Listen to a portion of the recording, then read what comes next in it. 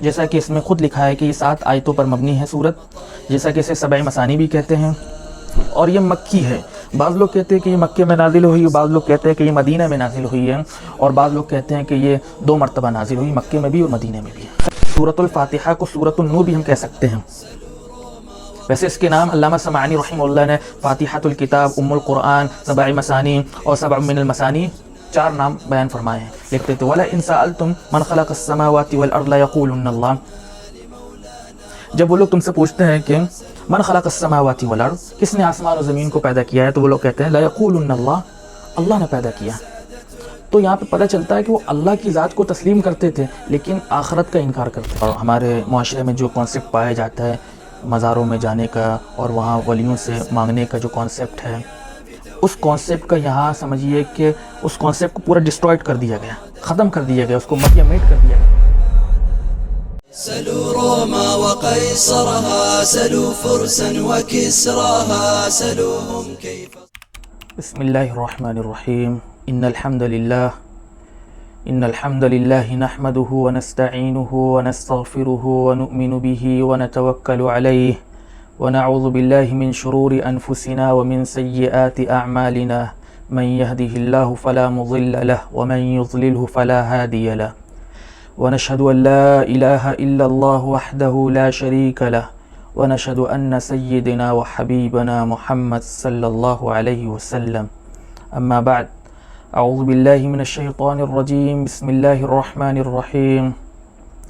الحمد للہ رب العالمین، الرحمن الرحیم، مالک یوم الدین، ایاک نعبد و ایاک نستعین، اہدنا الصراط المستقیم، صراط الذین انعمت علیہم غیر المغضوب علیہم ولا الضالین، آمین۔ صدق اللہ العظیم۔ عزیزان گرامی،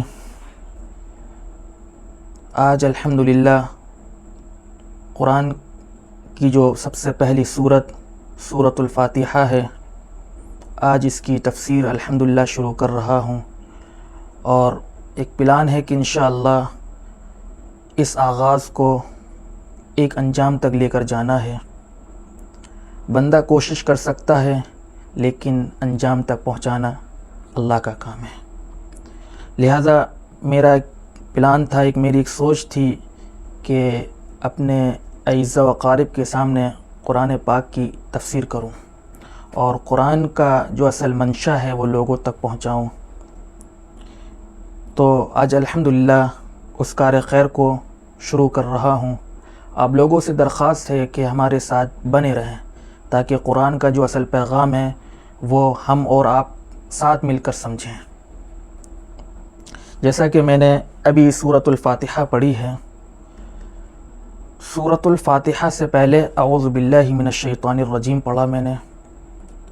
اعوذ باللہ پڑھنا ضروری ہے، کیونکہ جب کسی کام کی شروعات ہو اور کام ایسا جو کار خیر ہو، خیر والا عمل ہو، اور خیر میں ایسا عمل قرآن پاک کا عمل ہو رہا ہو، اس میں اللہ رب العزت سے پناہ طلب کرنا چاہیے۔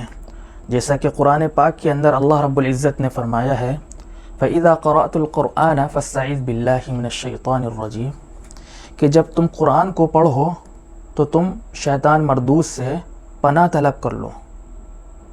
فَاسْتَعِذْ بِاللَّهِ مِنَ الشَّيْطَانِ الرَّجِيمِ، اللہ کی پناہ میں آ جاؤ شیطان مردود سے۔ تو اس آیت سے ہمیں پتہ چلا ہے کہ جب قرآن کی ابتدا ہو تو اس ابتدا سے پہلے اعوذ باللہ من الشیطان الرجیم پڑھنا مستحب ہے۔ یہ مستحب امام ابو حنیفہ رحمہ اللہ کے نزدیک ہے، اور اسی طرح باقی دوسرے علماء کے نزدیک، بعض علماء کے نزدیک یہ امر ہے، جیسا کہ خود قرآن کی آیت کے اندر فاستعذ کا لفظ آیا، یہ خود امر پر دلالت کر رہا ہے، جیسا کہ حضرت رباح رحمہ اللہ نے فرمایا ہے۔ اس طریقے سے علامہ ابن سیرین رحمہ اللہ نے بھی فرمایا ہے کہ یہ امر ہے، جیسا کہ علامہ ابن سیرین رحمہ اللہ نے یہ خود کہا ہے کہ زندگی میں ایک مرتبہ اگر پڑھ لیا جائے تو امر اس سے ساقط ہو جاتا ہے، لیکن قرآن کی ہر آیت سے پہلے، ہر ابتدا سے پہلے اعوذ باللہ پڑھنا ضروری ہے، جیسا کہ لوگ پڑھتے بھی ہیں۔ اعوذ باللہ من الشیطان الرجیم، اعوذ کا مطلب ہے کہ اللہ کی پناہ طلب کرنا، اللہ کی پناہ میں آ جانا۔ اعوذ باللہ من الشیطان الرجیم، شیطان مردود سے اللہ کی پناہ طلب کر لینا۔ جب انسان اللہ کی پناہ میں آ جاتا ہے تو وہ شیطان سے محفوظ ہو جاتا ہے۔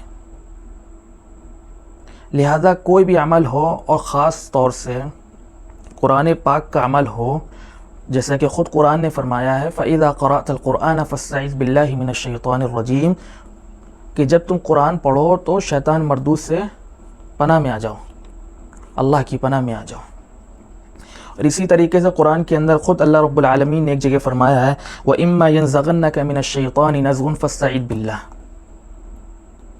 وَإِمَّا يَنزَغَنَّكَ، جب شیطان تمہارے اندر وسوسہ پیدا کر دے اور ڈال دے، فَاسْتَعِذْ بِاللَّهِ، وَإِمَّا يَنزَغَنَّكَ مِنَ الشَّيْطَانِ نَزْغٌ فَاسْتَعِذْ بِاللَّهِ، تو تم اللہ کی پناہ طلب کرو۔ لہذا ہمیں چاہیے کہ جب بھی ہم قرآن کی ابتدا کریں، قرآن کی تلاوت کریں یا قرآن کا آغاز کریں تو اعوذ باللہ پڑھنا ضروری ہے۔ پھر اس کے بعد بسم اللہ الرحمن الرحیم۔ بسم اللہ الرحمن الرحیم شروع اللہ کے نام سے جو نہایت ہی رحم والا ہے، اور رحیم بھی ہے، رحم والا بھی ہے۔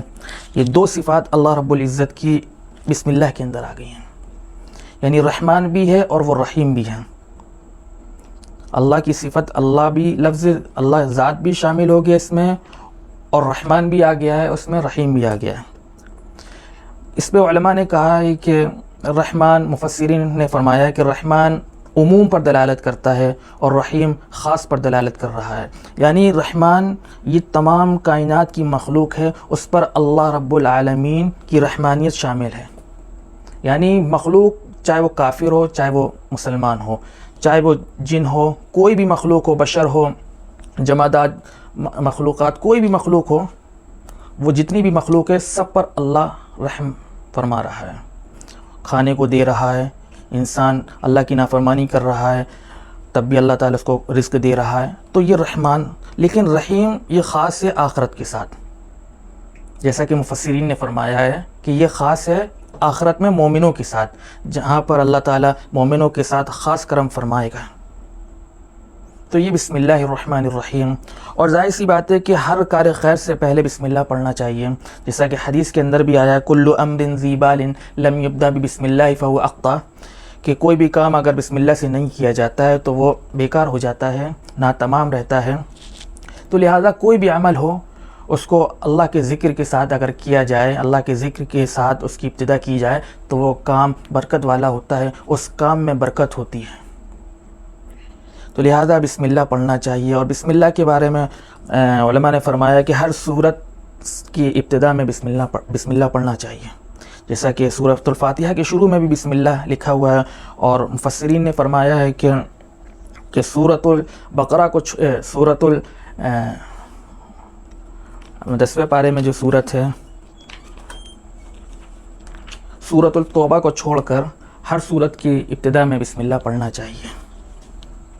خیر، کیونکہ ہم بات کو زیادہ تول دینا نہیں چاہتے، کیونکہ تول دینے سے ظاہر سی بات ہے لوگ بور ہونے لگتے ہیں، اور لوگوں کے پاس اتنا وقت نہیں ہے کہ وہ اپنی زندگی سے کچھ لمحات قرآن پاک کو دے سکیں۔ کچھ لوگ دیتے ہیں تو بہت مختصر سا وقت دیتے ہیں، تو ہم اس مختصر سے وقت کو مد نظر رکھتے ہوئے صرف اس کے اصل مفہوم کو واضح کرنا چاہتے ہیں، اور اصل مفہوم کو ہم لے کر چلیں گے۔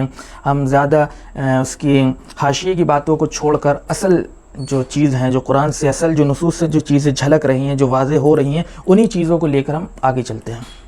خیر، اب یہاں سے ہم شروع کرتے ہیں اصل جو قرآن کی جو اصل منشا ہے، اور جہاں سے قرآن کی ابتدا ہوتی ہے وہاں سے ہم شروع کرتے ہیں، اور وہ سورۃ الفاتحہ ہے۔ سورۃ الفاتحہ یہ 7 آیتیں ہیں، اور جیسا کہ اس میں خود لکھا ہے کہ یہ 7 آیتوں پر مبنی ہے سورت، جیسا کہ اسے 7 مثانی بھی کہتے ہیں، اور یہ مکی ہے۔ بعض لوگ کہتے ہیں کہ یہ مکے میں نازل ہوئی، بعض لوگ کہتے ہیں کہ یہ مدینہ میں نازل ہوئی ہے، اور بعض لوگ کہتے ہیں کہ یہ 2 مرتبہ نازل ہوئی، مکے میں بھی اور مدینہ میں بھی۔ خیر، لیکن جمہور کا جو قول ہے وہ یہی ہے کہ یہ سورۃ الفاتحہ مکے میں نازل ہوئی ہے۔ سورۃ الفاتحہ کی جو ابتدا ہوئی ہے یہ کب نازل ہوئی؟ اصل وجہ پہلے ہمیں سمجھ لینا چاہیے، شان نزول اس کا کیا ہے، کیونکہ ہر چیز کا ایک شان نزول ہوتا ہے۔ اس سے اس کا پس منظر سمجھ میں آ جاتا ہے کہ یہ آیت کس پس منظر میں نازل ہوئی، اس کا ما قبل کیا تھا، اس کا ما بعد کیا ہے۔ تو جب ہمیں اس کا ما قبل اور اس کا ما بعد سمجھ میں آ جاتا ہے، اس کا بیک گراؤنڈ سمجھ میں آ جاتا ہے، تو اس کا اصل جو مفہوم ہے، جو اس آیت سے جو چیز بیان کی جا رہی ہے، جو اللہ رب العالمین کا جو منشا ہوتا ہے، وہ ڈائریکٹ بندے کے دماغ میں پہنچتا ہے، دل میں پہنچتا ہے، اور اس کی منشا کو وہ ڈائریکٹ قبول کر لیتا ہے۔ تو سورۃ الفاتحہ کے بارے میں حدیث شریف کے اندر آتا ہے، غالباً مسلم کی روایت ہے کہ حضرت عبداللہ ابن عباس روایت کرتے ہیں کہ اللہ کے رسول صلی اللہ علیہ وسلم کے پاس حضرت جبریل علیہ السلام تشریف فرما تھے کہ ایک بھیانک سی آواز آتی ہے، اور آسمان کی جانب دیکھتے ہیں تو ایک بہت بڑا دروازہ کھولا جاتا ہے، اور حضرت جبریل علیہ السلام فرماتے ہیں کہ یہ دروازہ آج سے پہلے کبھی نہیں کھولا گیا ہے، اور آج کے بعد کبھی نہیں کھولا جائے گا۔ اس میں سے ایک فرشتہ نازل ہوتا ہے، اور وہ حضور علیہ السلام کے پاس تشریف لاتا ہے اور کہتا ہے یہ دو نور ہیں، یہ دو نور ہیں جو آپ کے لیے ہیں، ایک سورۃ الفاتحہ اور ایک سورۃ البقرہ کی آخری آیت ہے۔ تو یہ اس کا سبب ہے، یعنی یہ دو نور ہیں، یہ سورۃ النور بھی اس کو ہم کہہ سکتے ہیں، سورۃ الفاتحہ کو سورۃ النور بھی ہم کہہ سکتے ہیں۔ ویسے اس کے نام علامہ سمعانی رحمہ اللہ نے فاتحۃ الکتاب، ام القرآن، سبع مثانی اور سبع من المثانی 4 نام بیان فرمائے ہیں، لیکن اس کے علاوہ بھی اس کے بے شمار نام ہیں جیسا کہ مفسرین نے بیان فرمائے ہیں، لیکن اس سے قطع نظر ہم اس کی ڈیٹیل میں نہیں جاتے، جو اصل منشا ہے اس کی طرف چلتے ہیں۔ اب یہاں سے شروع ہوتا ہے الحمدللہ رب العالمین، الحمدللہ رب العالمین، تمام تعریفیں اللہ کے لیے جو تمام جہانوں کا رب ہے، یعنی تعریف اللہ کے لیے۔ اب یہاں سے اللہ کی تعریف ہو رہی ہے کہ جو تعریف ہے وہ صرف اللہ کے لیے ہے، یعنی تعریف کا جو عمل ہے وہ اللہ نے اپنے لیے کر لیا ہے۔ یہاں پہ جو لام ہے، جو اللہ کی ذات میں جو لام لگا ہوا ہے، وہ ملکیت کا لام ہے، یعنی تعریف تو در حقیقت اللہ کے لیے ہوتی ہے۔ ہم اگر کسی چیز کی تعریف کر رہے ہیں، اس تعریف کے پیچھے اللہ کی تعریف ہے۔ مثال کے طور پر اگر ہم آسمان کی طرف دیکھتے ہیں اور اس کائنات کی رنگ و بو کو دیکھتے ہیں، اس کائنات کو جو اللہ نے مزین کیا ہے، اگر ہم اس میں سے کسی چیز کو دیکھتے ہیں اور بے ساختہ ہمارے دل سے جو بات نکلتی ہے کہ سبحان اللہ کیا تخلیق ہے، تو در حقیقت ہم اس چیز کی تعریف نہیں کر رہے ہوتے بلکہ اللہ کی تعریف کر رہے ہوتے ہیں۔ اگر ہم کسی خوبصورت بچے کو دیکھتے ہیں، چھوٹا سا معصوم بچہ ہے، اور ہم اس کو دیکھ کے کہتے سبحان اللہ، تو ہم در حقیقت اللہ کی تعریف کر رہے ہیں، کیونکہ بنانے والا کون ہے؟ وہ اللہ رب العزت کی ذات ہے، اس نے اس بندے کو بنایا ہے۔ لہذا ہر تخلیق کے پیچھے تعریف جس کی ہوگی تو اس تعریف کا کریڈٹ اللہ رب العزت کو جائے گا، اور اللہ رب العزت کو اپنی تعریف بڑی پسند ہے۔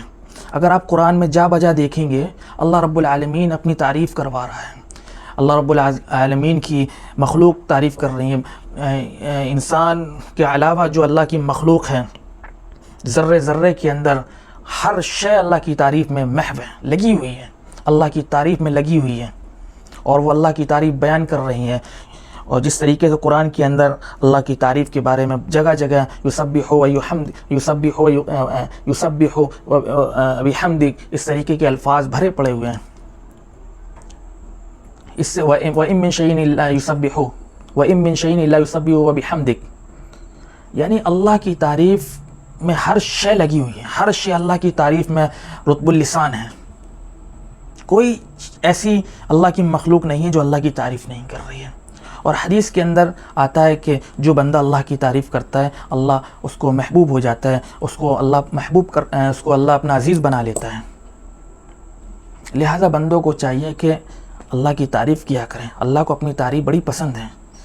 ایسی حدیث کے اندر ذکر ملتا ہے کہ ایک بندہ الحمدللہ الذی حمدا کثیرا طیبا مبارکا فی، یہ الفاظ کہے تو حضور نے سنا، کہا یہ کس نے کہے ہیں یہ کلمات؟ تو ایک شخص آیا دوڑتا ہوا، یا رسول اللہ میں نے یہ کلمات کہے ہیں۔ تو اللہ کے رسول صلی اللہ علیہ وسلم نے فرمایا کہ فرشتے آ رہے تھے، اتر رہے تھے۔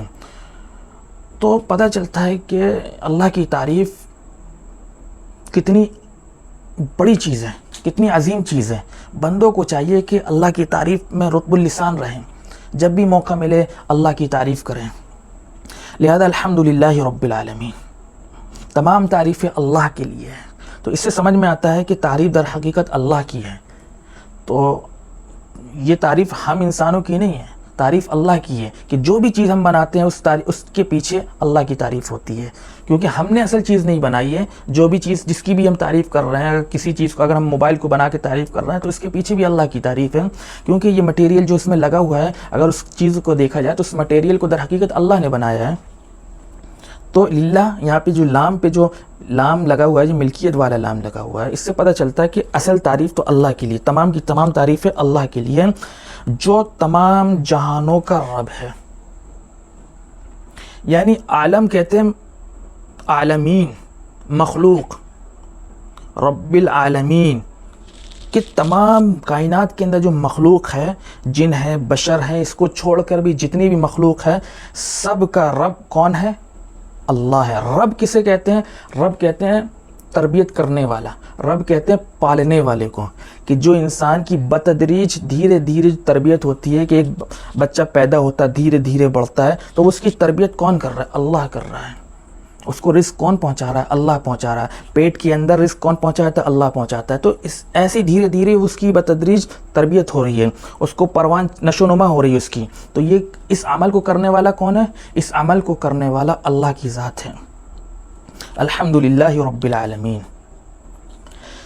تو سورۃ الفاتحہ کی یہ ابتدا ہو گئی یہاں سے، الحمدللہ رب العالمین، کہ تمام تعریفیں اللہ کے لیے ہیں جو تمام جہانوں کا رب ہے۔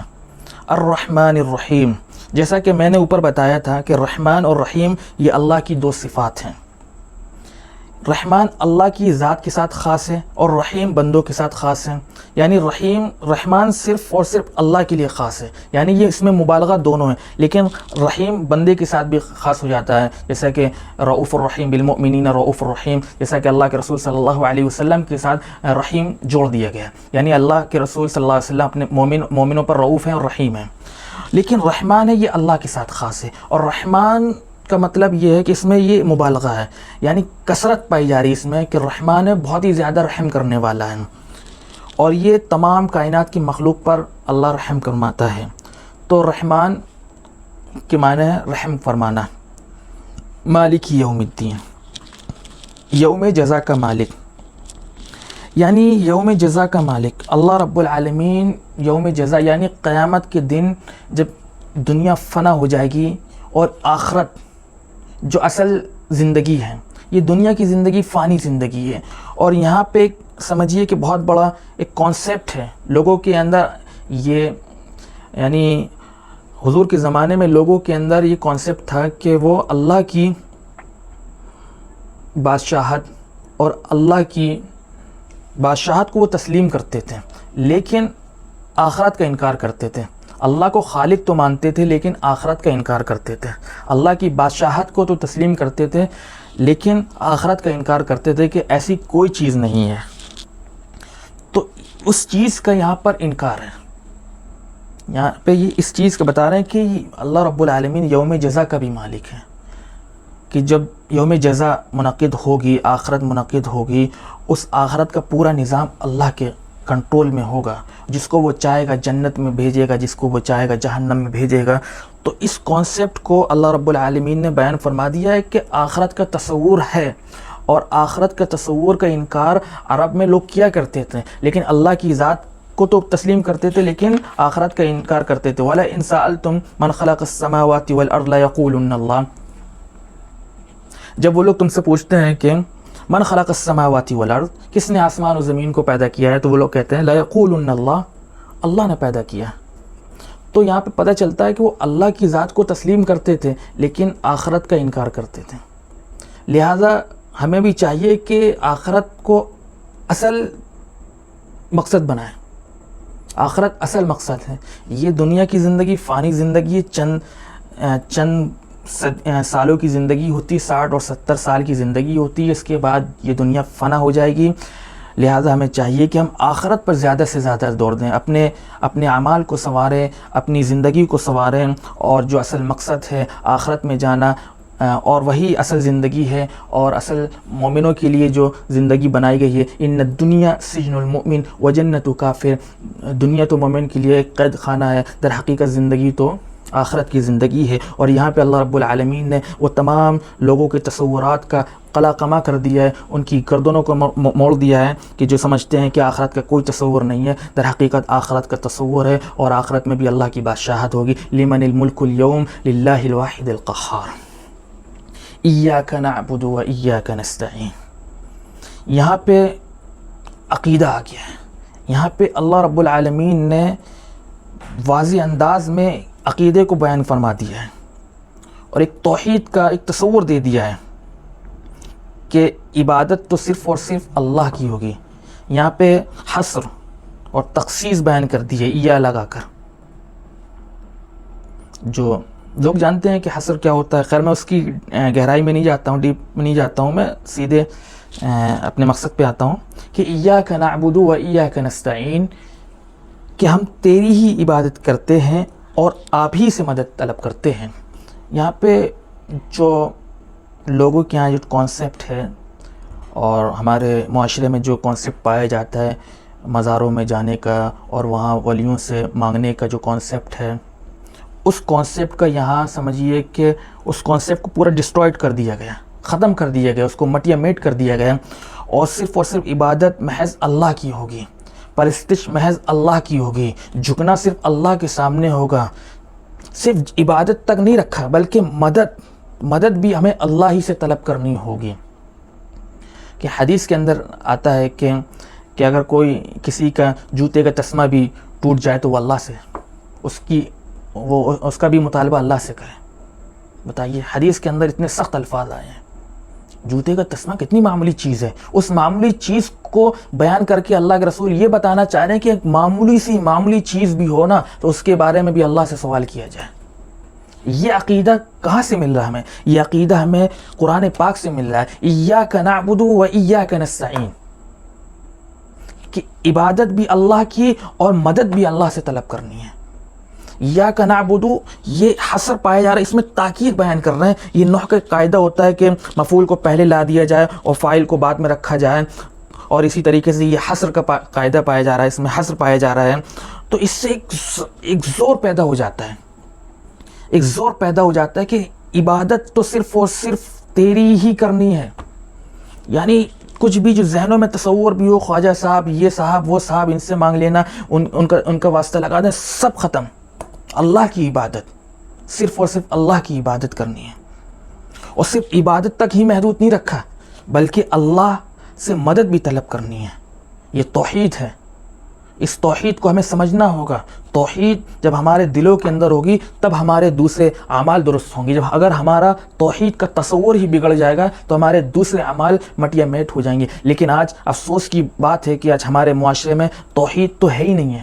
توحید کا مطلب لوگ سمجھتے ہیں کہ صرف اور صرف غیر اللہ کے سامنے سجدہ نہ کرنا. نہیں، یہ تو ہے ہی توحید. اس کے علاوہ بھی ایک بہت بڑا ایک توحید کا ایک بہت بڑی اس کی بحثیں ہیں. توحید کے بارے میں بڑا لٹریچر بھرا پڑا ہوا ہے، انشاءاللہ اس کو بھی بیان کریں گے. اب آگے آتا ہے اہدنا الصراط المستقیم، کہ اہدنا، اے اللہ ہم کو راستے پہ چلا. کون سے راستے پہ؟ صراط مستقیم پر. یہ صراط مستقیم کون سا راستہ ہے؟ صراط مستقیم پر چلا. یہ صراط مستقیم کون سا راستہ ہے؟ یہ صراط مستقیم قرآن والا راستہ ہے. جو قرآن جو دعوت لے کر آیا ہے، جو قرآن میں جو پیغام ہے، حضور کی سیرت میں جو پیغام ہے، حضور کی تعلیم ہے اور قرآن، ان دونوں کو لے کر چلنے کا نام ہے صراط مستقیم. ان دونوں پر عمل کرنے کا نام ہے صراط مستقیم. اور جو ان پر چلے گا وہ صراط مستقیم پر چل رہا ہے. صراط الذین انعمت علیہم، ان کے راستے پر جن کے راستے پہ تو نے انعام فرمایا، جن کے چلنے پر، جن کے راستے پر تو نے انعام فرمایا. وہ کون ہے؟ اس کی تفصیل سورۃ النساء کے اندر من النبیین والصدیقین والشہداء والصالحین. من النبیین، اب ظاہر سی بات نبیوں کا راستہ کون سا ہے؟ یہ قرآن کا نبیوں کا راستہ توحید ہے، توحید پہ چلنے کا کام تھا نبیوں کا، تو توحید اگر ہماری درست ہوگی تو گویا کہ ہم نبیوں کے طریقے پر چل رہے ہیں۔ من النبیین والشہداء، شہداء کے راستے پر، جو اللہ کے راستے پہ شہید ہو گئے، جو اللہ کے راہ میں نکلے اور قربان کر دیے گئے، کس طریقے کے واقعات بھرے پڑے ہوئے ہیں اس طریقے کے کہ جو جلا دیے گئے، قتل کر دیے گئے۔ اصحاب کہف کا واقعہ ہمارے سامنے ہے، اور اسی طریقے سے حضرت ابراہیم کا واقعہ دیکھیں کہ حضرت ابراہیم کو آگ میں ڈال دیا گیا۔ اس طریقے کے واقعات سے پتہ چلتا ہے کہ نبیوں کے راستے کا مطلب یہ ہے کہ پریشانیوں والا راستہ، اس پریشانی کے پیچھے ایک بہت بڑی نجات ہے، اس پریشانیوں کے بعد ایک جنت ہے، اس پریشانیوں کے بعد اللہ کا قرب ہے۔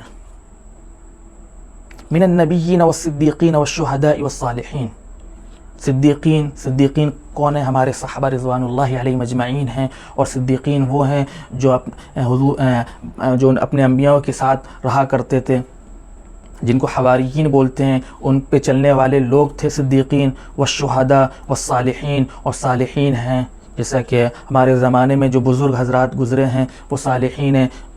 تو یہ جو راستہ ہے، ان لوگوں کے راستے پہ اگر ہم چلیں گے تو یہ ہے وہ راستہ جن پر اللہ نے انعام فرمایا ہے، ان کے راستے پر چلنے پر انعام ہے۔ ان کے راستے سے جہاں ہم ہٹے، انعام والے راستے سے ہٹ گئے، اور انعام والے راستے سے ہٹنے کا مطلب یہ کہ ہم اللہ کو ناراض کر رہے ہیں۔ جب ہم اللہ کو ناراض کریں گے تو ہمارا مقدر کیا ہوگا، ہمارا ٹھکانہ کیا ہوگا؟ مأوانا جہنم، ہمارا ٹھکانہ جہنم ہوگا۔ لہٰذا ہمیں چاہیے کہ ہم من النبیین والصدیقین والشہداء والصالحین ان کے راستے پر چلیں، غیر المغضوب علیہم ولا الضالین، نہ کہ ان کے راستے پر جن پر اللہ کا غصہ ہو، اور نہ ہی گمراہوں کے راستے پر۔ اب یہاں پہ مغضوب کون ہے اور ضالین کون ہے؟